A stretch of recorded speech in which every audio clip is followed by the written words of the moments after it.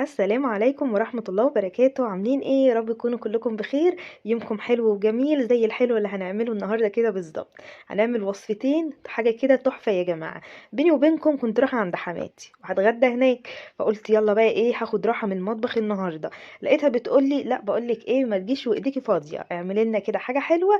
قلت يلا، ما بديهاش بقى. هعمل وصفتين بس هقول لكم على وصفة هعمل بيها ايه، والوصفة التانية اللي هاخدها معايا. اول حاجه كده، كان عندي بصراحه حوالي 4 موزات، محدش راضي ياكلهم وبداوا ان هم يسودوا معايا شويه. قلت اعمل ايه، ما احنا ما ينفعش نرمي حاجه في الزمن اللي احنا فيه ده، كل حاجه غليت نار. فقلت هستغلهم في وصفه حلوه قوي تبقى مغذيه للولاد ويفطروا بيها كده ايه قبل ما ننزل. فحطيت ال4 موزات وهرستهم كده بالشوكه، وهنزل عليهم 3 بيضات.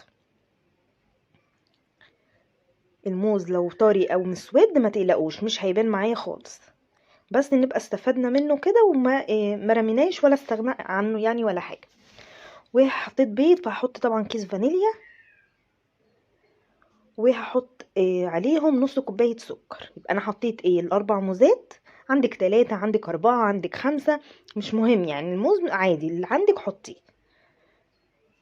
وعليهم 3 بيضات وعليهم رشه فانيليا، وادي نص كوبايه سكر. تمام لحد كده. هضربهم بقى ايه بالمضرب اليدوي عادي خالص. انتي بتعملي ايه يا رحاب؟ استنوا بس على رزقكم كده، ما تستعجلوش.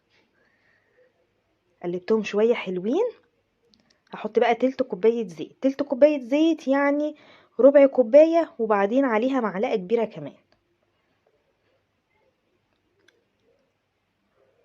هقلب بقى كله مع بعضه لحد ما احس كده وانا بقلب ان السكر ايه داب خلاص تحت ايدي، وما عادش ايه حبيبات كده.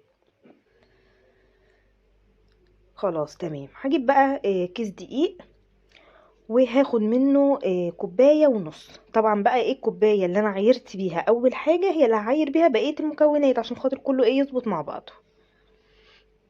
اي كوبايه بقى، يعني كوبايه شاي، كوبايه معياريه، مش هتفرق، اللي عندك اشتغلي بيه. ونخلت الدقيق كده بالشكل ده. حطيت كوبايه وادي نص كوبايه.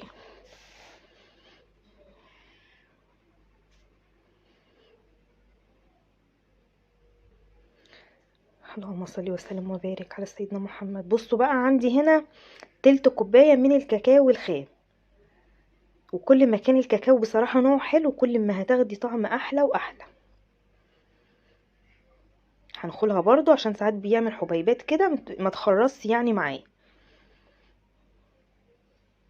هاخد بقى ايه البيكنج صودا، او اللي هو البيكربوناتو، عارفين البيكربونات العاديه خالص، هاخد منها معلقه صغيره من اللي هي معلقه الشاي، ومعلقه صغيره كمان من معلقه الشاي برضو بيكنج باودر. جربوا بقى الاتنين دول مع بعض وادعوا لي، انتوا هتشوفوا النتيجه بنفسكم في الاخر. وعليهم رشه ملح بسيطه، وهنخلهم فوق الدقيق والكاكاو بالمعلقه بقى، يا دوب بس هخلطهم كده شويه مع بعض. لا اله الا الله. تمام. يلا بقى هنزلهم على ايه المكونات اللي انا ضربتها بالمضرب. هقلب بقى في اتجاه واحد.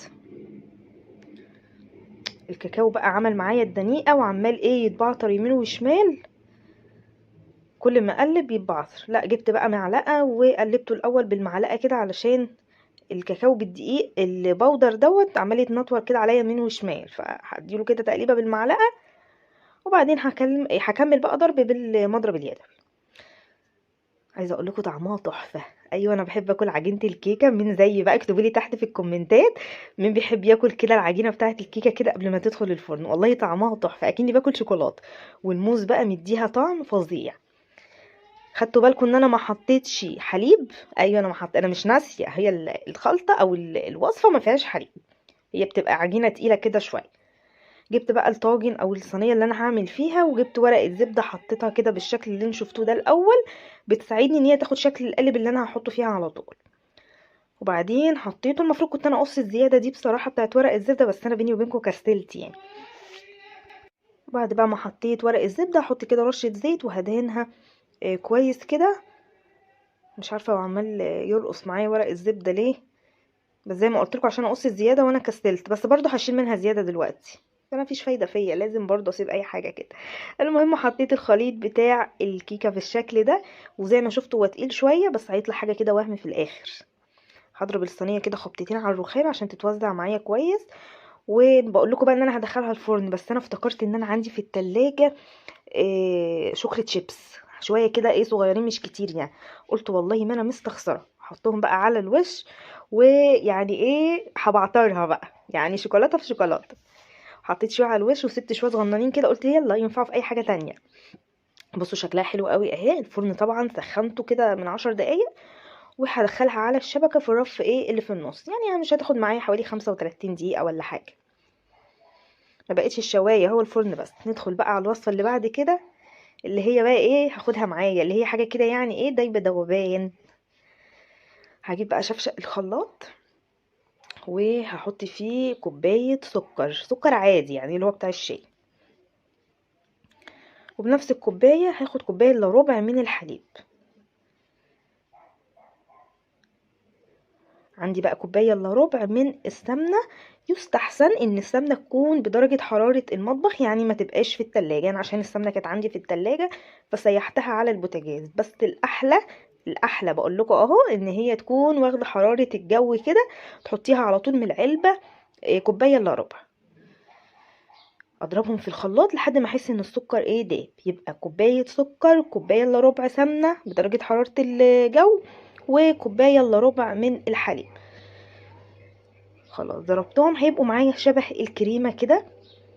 هنزلهم بقى في طبق. اللهم صل وسلم وبارك على سيدنا محمد وعلى اله وصحبه وسلم. تمام. قوامها بيبقى شبه كريم الشانتيه كده بشويه. هنزل بقى كل اللي في الخلاط، علشان طبعا كل ده من مقادير الوصفه، فما نسيبش حاجه. بصوا قوامها ناعم وكريم ازاي. جبت بقى نص كيلو من سميد اللي هو دقيق البسبوسه، هتلاقوا سايب في اي عطار، في اي سوبر ماركت قسم العطاره، اللي هو السايب معلوش اضافات خالص. هفضي كده ده نص كيلو. هقلب بقى بالمعلقه، بس يا دوب بالراحه خالص، هقلب كده بشويش يا دوب المكونات تختلط مع بعض، مش عايزه اقلب كتير. هي على طول هتختلط، لان اصلا احنا خالطين المكونات في الخلاط، فيا دوب الدقيق بس هيربط معاهم مش اكتر. تمام، هو ده كده القوام بتاعها. حلو قوي كده. جبت بقى الصينيه وحطيت فيها كده معلقه سمنه كده محترمه وبنت ناس، وهفردها كويس قوي. الصينيه دي اللي هو بيبقى طقم مع بعضه 3 صواني كده مع بعض، صغير ووسط وكبير، دي اكبر واحده فيهم خالص. ما تستخسروش كده وتوصوا بمعلقه السمنه في الصينيه. وبعدين حطيت بقى العجينه، وبليت كده ال4 صوابع بتوعي ميه. تمام، وهفرد. دي بيساعدني ان انا افرد بسهوله كده، وزي ما انتم شايفين هي بتتفرد معايا سهل خالص. افرد بقى واوزع، واظبط بقى ايدي ميزان، بحس كده وانا بفرد الحته اللي هي اعلى من التانية اسويها اظبطها لحد ما تبقى كلها سوا واحد. خدتش وقت معايا خالص. طبعا كده كده الفرن عندي سخن عشان الكيكه في الفرن، انتوا نسيتوا ولا ايه؟ هخبط الصينيه خبطتين على الرخامه، وهدخلها الفرن، وهبص على الكيكه بالمره، يعني انا هدخلها بس الفرن، بقيت بقى تحت وفوق، واول ما تاخد لون حلو بطلعها على طول. بصوا بقى شايفين الجمال؟ يا سيدي يا سيدي على الجمال. شايفين بقى شكلها وقوامها؟ مفيش حته اعلى من التانية، كلها سوا واحد. اختبرتها كده بالخله طلعت معايا نضيفه. خلاص عرفت ان هي كده استوت حلوه قوي. هسيبها تهدى شويه، واحضر بقى السيرب او الشربات بتاع صينيه البسبوسه اللي هي في الفرن. فانا بحضره وهي في الفرن، لان الاتنين بيبقوا سخنين. من مج الشاي حطيت كوبايتين سكر، وعليهم كوبايتين من الميه، يعني سكر قد الميه.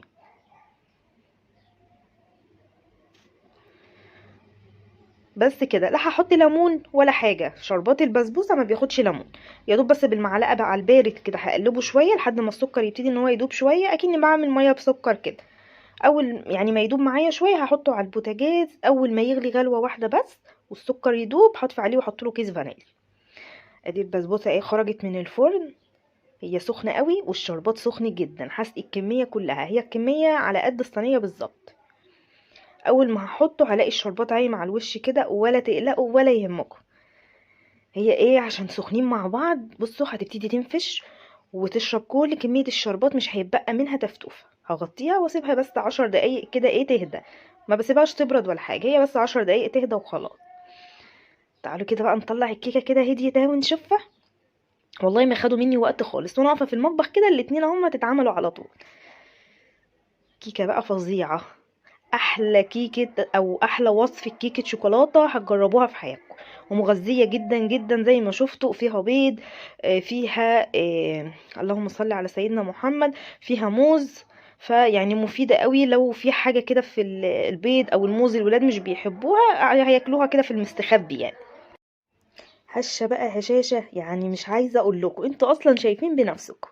بصوا بقى الجمال، بصوا بقى قطع الموز باينه ازاي، قوامها حلوة قوي، سمكها حلوة قوي، حابينها اعلى من كده حطوها في صينية اصغر من كده. شايفين بقى البسبوسة شربت الشربات كله اهو. انجح وصفة وانجح طريقة للبسبوسة، سمكها مظبوط حلوة قوي، ما بحبهاش تخينة، حلوة قوي. معلقة قشطة بقى كده على الوش، ويا سلام سلم على الجمال. بصوا بقى القمر. تعالوا بقى ايه ندوق كده ونشوف، عشان ايه انا بوريكم بس ان الحاجة طعمها حلو، لكن انا مش جعانة ولا عايزة اكل ولا حاجة. بصوا الكيكه بقى رهيبه، كوبايه بقى نسكافيه، كوبايه شاي بلبن، حاجه كده يعني وهم. وصفتين احلى من بعض زي قلوبكم. يا رب الفيديو يكون عجبكم، لو ما حطيتوش لايك حطوا لايك، واستنوني في فيديو جديد، مع الف سلامه.